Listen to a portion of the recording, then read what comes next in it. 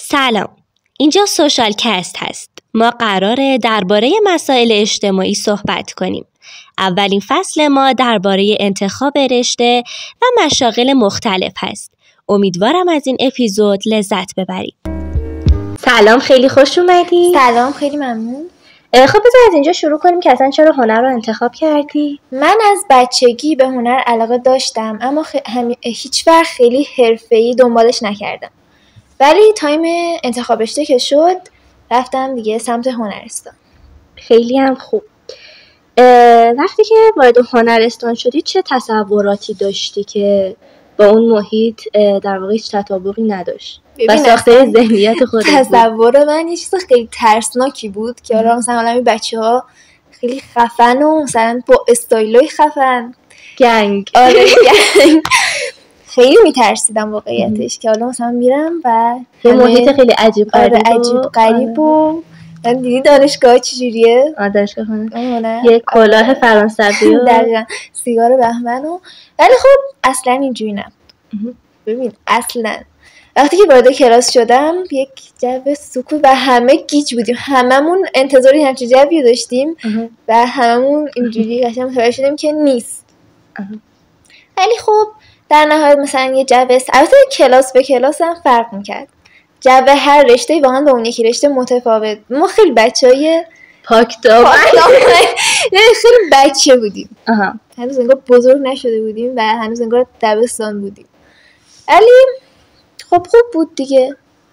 مثلا جو صمیمی بود. پس مثلا با اون جوی که توی عموم هست مثلا درباره رشته هنر اصلا اینجوری نه. مثلا تصورم خیلی ترسناک. بچه‌ها خرپول بودن ها، ولی نه اینکه ما قیافه بگیرن و بچه‌های خرپول خاکی بودن. خب بعد مثلا سختی‌های رشته‌های هنری چیه؟ بزرگترین سختیش اینه که شما هم کار تخصصی هم کار عملی داری و هم باید درس‌های عمومی تو بخونی و بعد بین اینا تعادل ایجاد کنی. فهمی که از بزرگترین سختیاش همین موضوع باشه. چون مثلا بیشتر بچه‌ها اینجوریان که خب آره بیایم هنرستان دیگه درس نمیخونیم فقط کارهای عملیه، ولی اصلا اینطور نبود. یعنی انقدری که ما درسای عمومی داریم و بعد بخونیم کارهای عملی نداریم. درست. و اصلا من با اینکه حالا رشتم هنر نبوده ولی میگم واقعا اینو درک میکنم، چون تو تایمی که داری میذاری واسه یک کاری که حالا تئوری نیست و عملیه، یک در واقع انرژی فیزیکی رو از تو میگیره و اگه بعد تو بخوای همونقدر انرژی ذهنی بذاری واسه حالا درسای تئوریت که بخوای بخونی و اینها، یعنی اصلا انرژی باقی نمیمونه برات. مخصوصا یعنی هیچ کدومش به پایانی نمیرسه. آره هر کدومون 50 آره درس تو پاس کن، کار عملیت هم در حد نمره پاسی تحویل بده. در هر دوتاش در حد پاس. آره در حد پاس. ببین از ضعفای سیستم آموزشی متاسفانه مثلا حتی معلم‌ها هم اعتراض دارن که مثلا این چه کتابه چرت و پرتیه گذاشتن جزء درس عمومی و فقط تایم بچه‌ها رو میگیره. ولی خب این بستگی به حالا اون مدرسه هم داره. بعضی از معلم‌ها میان مثلا میگم اگه درسای تخصصیمون معلم درسای عمومی هم باشن اصلا اونا تدریس نمی‌کنن و سوالا رو میدن میگن بخونید و بیشتر روی حالا اون چیز کار عملی تایم میذارن. ولی خب متاسفانه بیشترش درس خوندن. باز الان فکر کنم بهتر شده، ولی یه تایمی که مثلا هنرستان و اینا بیشتر جنبه تزیینی داشت، میدونی؟ یعنی اصلا مهارت خیلی خاصی کار نمیشد. خب چون که کمتر کسی اولا میرفت سمت هنر و حالا مثلا استادای قدری نداشتیم که حالا بخوان خیلی حرفه‌ای به یاد بدن و اینا، ولی خب الان بهتر شده، همچین وضعیتی دیگه نیست. و بعد اینکه فکر کنم محدودیتاش هم زیاده دیگه، یعنی اینکه حالا تو شهرهای خاصی خیلی رشته ها پیدا میشه، خیلی رشته ها نیست. دقیقاً. ببین یکی از بچه‌های کلاسمون می‌خواسته بره موسیقی نبود، پس من فوتوگرافی یعنی اصلا ربط نداشت موسیقی به فوتوگرافی. و خب این واقعا ضعف بزرگیه، یعنی کسی که حالا تمام در واقع 3 سال بعد درسی رو بخونه که اصلا آخرش مثلا بخواد بره دانشگاه و اصلا یه رشته دیگر رو بخونه و به نظرم واقعا ظلمه. تازه حالا توی کلان شهرها که حداقل هنرستان هست، خیلی جاها که اصلا نیست هنرستانی و یا اگر هم باشه به رشته‌های خیلی کمی محدود میشه. خب حالا واقعا آدم مهارتی هم یاد میگیره توی هنرستان یا نه؟ ببینین خیلی نسبیه، چون که اولا بستگی به اون استادتون داره که تا چقدر بخواد بهتون عملیات بده. مثلا بعضی استادا هستن که فقط تئوری یاد میده و توقع داره که مثلا خودت بری یاد بگیری، دوربین میده دستت برو عکس بگیر، میده تو دهن شیر و میگه آره خودت دیگه یه جوری خودتو جمع جور کن. خیلی وابسته به استاد است، ولی اونجوری که من تو ذهنم بود که آره حالا میام هنرستان و یه هنرمند خیلی خفن میشم و خارج میشم اصلا، ولی اصلا اینجوری نبود. یعنی جدا از اون محیط هنرستان تو در کنارش باید کلی فضا هم خودت داشته باشی، تمرین کنی، اگه یاد میخوای بگیری. مثلا میگم کار با سیستم رو یاد بگیری، بعد خودت کلاسای جدا بری، باید مدام تمرین کنی که بتونی تسلط پیدا کنی روی همچین حرفه‌ای. ولی رشته منم جوری بود که از هر کدوم از رشته به صورت پراکنده یه ناخونکی میزدیم و تموم میشد. اینجوری نبود که بخوای پی یه چیزو خیلی زیاد بگیری و حالا مثلا ادامه دار باشه. چی بود رشته‌ت؟ فوتوگرافی هست. چجوریه؟ فوتوگرافیک من واقعیتش گرافیک رو علاقه داشتم و قصدم رفتم به گرافیک بود. رفتم این هنرستانی که الان توش هستم، پرسیدم گرافیک دارید؟ گفتن نه ولی فوتوگرافیک داریم. شباهت اسمی کافی بود واسه و اینجوریه که اوکی خب همین رو میخوام. گرافیک کارهای دستی خب خیلی بیشتری داره، ولی فوتوگرافیک نه. از هر زمینه‌ای دقیقاً مثلا چه کارایی انجام میدادین؟ یعنی حالا از سال 10 تا 12 دقیقاً عکاسی و کارهای سیستمی غالبه به حالا همه کاری که داری، ولی یعنی هر 3 سال مثلا هم عکاسی دارید هم کار سیستمی. اما ما بینش حالا یه سری چیزای مختلف مثل خطاطی، مثل مجسمه سازی، مثل نقاشی و اینا هم با تکنیک‌های مختلف یه چیز خیلی کوتاهی بهمون یاد میدن. ولی خب اینجوری نیست که بخوای تخصصی که بخوای یاد بگیری. تخصصی نیست. یعنی پس مثلا فوتوگرافیک مانورش بیشتر رو همون عکاسی مثلا ببین تو اگر نمیدونی هنوز مطمئنا چه رشته‌ای رو میخوای بری، میتونی بیای رشته فوتوگرافی، همه چی داره. علاقت رو میفهمی دیگه. خیلی هم خوب.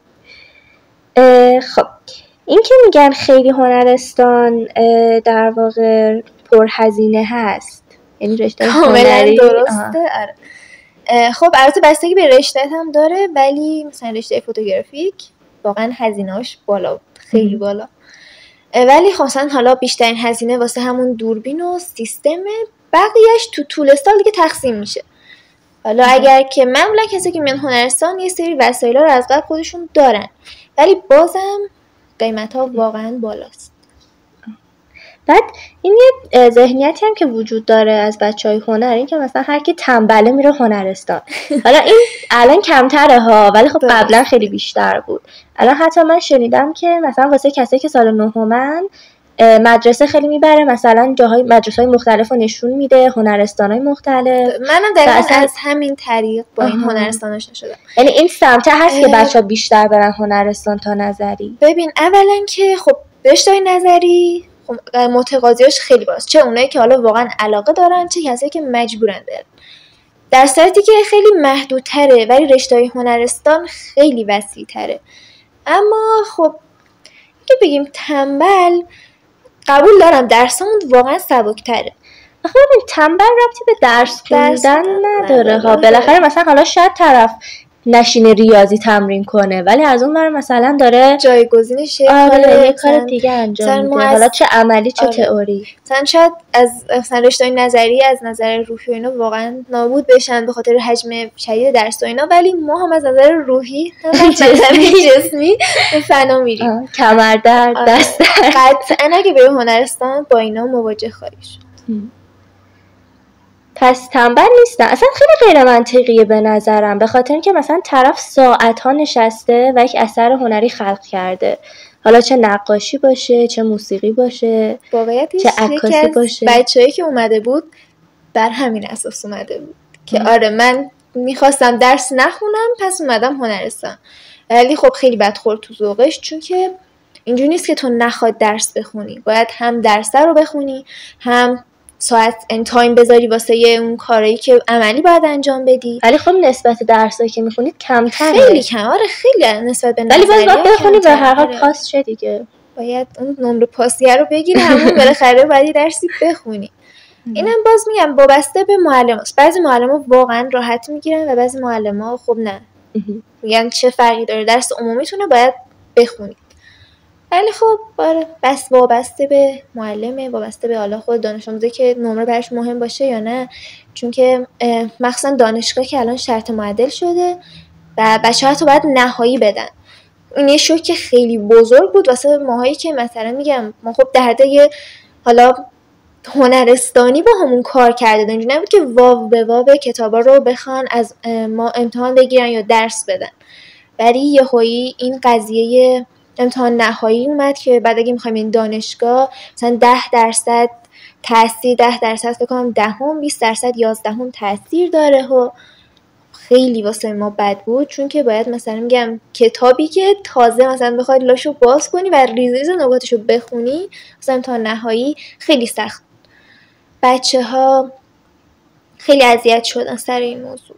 ولی خب بازم وابسته است به کسی که حالا میخواد درس بخونه، نمیخواد درس، کسی که نمره بهش مهمه، کسی که دانشگاه دولتی بخواد بره خب طبیعتا نمره هم براش مهمه.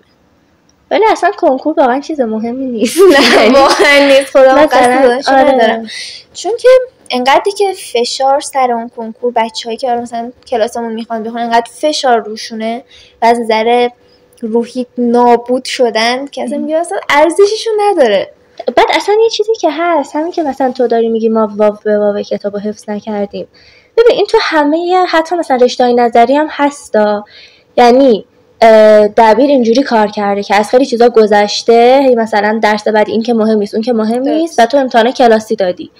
بعد خرداد و از اون ورش کنکور با یک در واقع برگه‌ای مواجه میشی که حتی فراتر از کتابه. یعنی هزینه تو باید کنی، یعنی خود اون مدرسه کافی نیست واسه کنکور. درست. خب ببین ولی ما هیچ زمینه‌ای تا ببین ما آخرای سال بهمون گفتن که آره اینجوریه و هیچ کدوممون هیچ آمادگی نداشتیم که حالا بخوایم فوری کارهای عملیمون جمع کنیم بشینیم حالا بخونیم برای نهایی که حالا کتابی که بعد از اون برای فشار رو مدرسه است که فلان پروژه رو باید مثلا تحویل بدیم. اینجوری هم بود و خیلی رو بچه‌ها فشار اومد. بعد مدرسه هم همکاری نمی‌کرد چون بچه‌ها هم بعد امتحانات داخلی میدادن هم امتحانات نهایی و خیلی به بچه‌ها سخت یعنی نمیشه فقط امتحان نهایی رو بدی، میشد.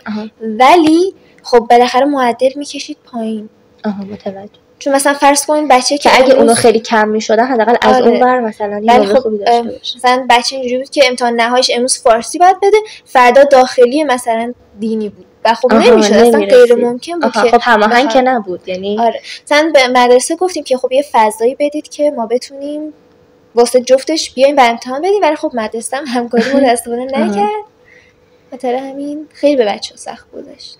بعد یه سوالی، تو موافق هستی که مثلا درس‌های عمومی حذف شه از هنرستان یا حداقل نصف شه؟ اینجوری که نمیشه گفت، چون خب بالاخره درس‌های عمومیمونم مثلا چه درسایی دارید عمومی؟ دهم که خب فیزیک داشتیم، ببخشید شیمی داشتیم، ریاضی داشتیم، دینی داشتیم، فارسی، چیزای عربی. آره همه درسایی که تقریبا ما داریم داشتیم. البته خب با حجم کمتر ولی مثلا خیلیاش مثلا حذف شه. مثلا آره مثلا فیزیک و شیمی مثلا حذف شه. نمیدونم تاریخ بتونم مثلا بگم که حذف شه، ولی خب به هر لازم نمیدونم چقدر یعنی تا الان من که نه هیچ کدوم به درم نخورده، ولی واسه کنکور ما ریاضی و فیزیکمون هم ضریب بالایی داره واسه هنر. یعنی اگه میخواید کنکور هنر بدید بعدا به نظری بخونید تجربه مخصوص خیلی راحت تر میتونید کنکور هنر قبول شین تا کسی که هنرستان درس خونده. یعنی همه میگن برید تجربی در کنارش هنر رو ادامه بدید، نظرش اینه که برید تجربی. آره همون نظر همینه. چون بعضی از استادامون هم همینن، تجربی بودن. آره الان دانشگاه فهمیدن که دیگه نمیشه ادامه داد و خیلی خوب راحت‌تر قبول میشه تا منی که نه درست هنر رو یاد گرفتم نه ریاضی فیزیک هم خوبه. متوجهم.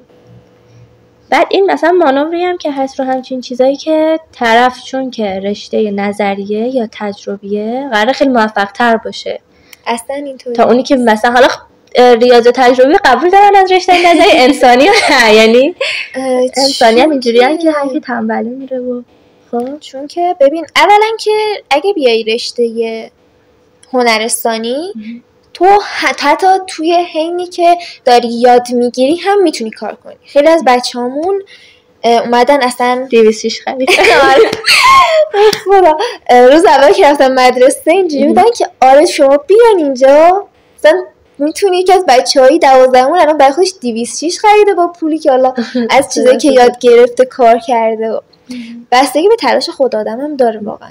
ولی خب آره بچه‌هامون یاد گرفتن و همون موقع شروع به فعالیت کردن. یاد از بچه‌هامون انقدر خوب حالا نمیدونم به این موضوع شکم یا نه ولی انقدر خوب کارش گرفت اصلا تغییر تحصیل کرد. جدی آره همون عکاسی ادامه داد الان یک آتلیه داره موفق و آره. ولی خب میگم بستگی داره باز. ولی آره دیگه یه فنی رو یاد میگیرید و حوزه فعالیت کار واسه زیاد. و اصلا کلا یاد گرفتن یه حرفه همه جا به درد میخوره. آره. یعنی تو توی هر کشوری که باشی هر جایی که باشی یک حرفه بلد باشی کافیه واسه اینکه بتونی پول دراری. و اینکه فرقی هم میکنه که حالا چه هنرستانی باشه یعنی 100% خیلی مهمه هنرستانی که انتخاب میکنی چون که بیشتر هنرستانا واقعا اینجوریان که الکی نمره میدن کار نمیکنن. مثلا ببین بچه‌ها اینجوری بودن که ما رفتیم رشته فوتوگرافیک می‌خواستیم فوتوگرافیک بپرسیم جدا که اصلا دوربین نیاز نیست بخری و فلان و بیسار مثلا با موبایل عکس بگیری اصلا اینجوری نیست اصلا باید داشته باشی یعنی اون مهارتی که با تو فنی حرفه‌ای آموزش ببینن و آموزش مثلا هنرستان ما تازه هنرستان خوبه بود که خیلی مجهز داره یعنی بازم ما چیزی یاد نگرفتیم چه مثلا به هنرستانی باشه که خوبم کار نکنه واقعا کسی که تنبله میتونه بره اونجا اون مجموعه هنرستانی دیگه آخه ببین بعد اصلا مشکلی هم که هست این کلا ضعف تو آموزش ما اینه که دبستان و راهنمایی که اصلا خب هیچی یه مقطعی میگذرونی وارد دبیرستان میشه به امید اینکه یه چیزی اضافه بر سازمان یاد بگیری میدونی یعنی خب اوکی تو راهنمایی مثلا تاریخ و جغرافی و نمیدونم عربی و زبان و فارسی و ریاضی و همه اینا رو مثلا گذروندی یه پله میای بالاتر که آقا یه چیز جدیدی به تو اضافه شه همونا فقط تکمیل تر میشه میدونی بعد طرف با همین امید که دوباره یه چیزی بهش اضافه شه چیزی یاد بگیر میره وارد دانشگاه میشه و ببینه اونجا خبری نیست اینجوریه که ببین الان چیزی که تو الان داری یاد میگیری قرار دانشگاه میاد بگی هیچ فرقی نداره یعنی اگه میخوای فقط مثلا میخوای مدرک تو بگیری برو دانشگاه اگر که فقط اینه که یه چیزی یاد بگیری نه اصلا اینجوری نیست که حالا بری دانشگاه و یعنی تو دانشگاه هم چیزی قرار نیست یاد من نوریز کجا یه چیزی به ما یاد بدن همینه. بعد اینکه الان پیشنهادت به نهمیا چیه که بخوان انتخاب رشته کنن برن هنرستان نرن میازه اگه بخوای کنکور بدی که اصلا برو رشته نظری راحت باش چون خیلی راحت تر میتونی کنکور رو قبول بشی بری دانشگاه هنر بخونی بعد اینم باید در نظر بگیرن که باز خیلی از رشته ها رو نداره موسیقی نیست سینما نیست تئاتر نیست تو خیلی از شهرها خیلی از بچه‌ها هستن خب که حالا خانواده ها اونا خیلی خوشبارشونه که خانواده هم ساپورت میکنن و اوکی مثلا یکی از بچه‌هامون هست که از یه شهر دیگه اومده اینجا که فقط این رشته رو بخونه چه جالب ولی خب اگر که والدین خب بیشتر نظریه منفی نسبت به هنرستان دارن که آره خب الان اونجا هیچ یاد نمیگیری و وقت دلکی تلف میشه و اینا ولی 3 سال از زندگی تو قراره بگذرونی و مثلا اگر رشته رو انتخاب کنی که بهش علاقه نداری داری خودتو زجر میدی عمرتو داری هدر میدی مثلا حالا که فرصتی اینو داری که انتخاب رشته کنی بری سمت علایقت و اینکه اگرم که الان انتخاب رشته کردین و سال مثلا اولی هست که دارین درس میخونید هر جا احساس کردید که واقعا داره بهتون فشار میاد به نظر من انتخاب رشته کنید یعنی در واقع تغییر رشته بدید ما سال 12 یادمه که سر جلسه امتحان نهایی یکی از بچه کنارم نشسته بود و گفته بود که من امسال اومدم رشته انسانی یعنی 2 سال تجربی خونده بود و سال آخر اومده بود انسانی و جمع کرده بود 3 سالو توی 1 سال. اصلا خیلی واسم عجیب بود، ولی اینجوری بود که اصلا دیگه نمیخواستم. ولی مثلا هر چیز خیلی ها رو دیدم که مثلا وارد رشته، هر رشته یا مثلا تجربی مثال میزنم، وارد رشته میشن مثلا تو ذهنشون اینه که آره نمیدونم میخوام دکتر شم فلان اینا، وقتی که وارد میشن سال اول رو میگذرونن میخوام برن سال دوم، اصلا دیگه از اون سیر میشن، از اون محیطه، از اون درسا، یعنی فقط در حد خیلی کوچیکی، یعنی مثلا یا فکر سختیشو نکرده بودن، ولی یعنی خب که کاملا وابسته به علایق. آره. خوشبالو کسی که علاقش تجربیه. اصلا آدم نمیدونه که علاقش هم دقیقاً چیه ها، یعنی اصلا این مشکلی نداره. یکی اصلا ممکنه 3 سال بره هنر بخونه بعد ببینه اصلا من به فلسفه مثلا علاقه داشتم. این چیز طبیعی، اصلا از این شاخه به اون شاخه پریدن هم به نظر من نیست. یالا بستگی به خود بچه‌ها داره. کسی حسن ببین مثل بچه‌ای که ما اینجوری بودن که ما نمی‌خواستیم بیام فوتوگرافیک دیگه اومدیم. آره گفتیم که کلاس خالی چی دارین، کلاس آخر بریم فوتوگرافی. اینجوری بود که طرف خواست بره گردشگری بخونه، رفته رفته هنرستان، جوری که خب دارید میگه نه ولی این رشته مسخره‌ایه، بیا برو فوتوگرافی بخونیم بهتره. اونم بنده خدا رفته الان داره زندگیش کلا مسیرش عوض شد. ازت ممنونم که دعوتمون رو پذیرفتی. ممنون که من رو به این قسمت دعوت کردید. خدا نگهدارت. خدا نگهدار. ممنونم که تا اینجای اپیزود را همراه ما بودید. هدف ما از ساخت این پادکست این هستش که بتونه توی انتخاب هاتون و مسیر زندگیتون به شما کمک کنه. امیدوارم که این پادکست برای شما مفید بوده باشه. تا اپیزود بعدی، خدا نگهدار.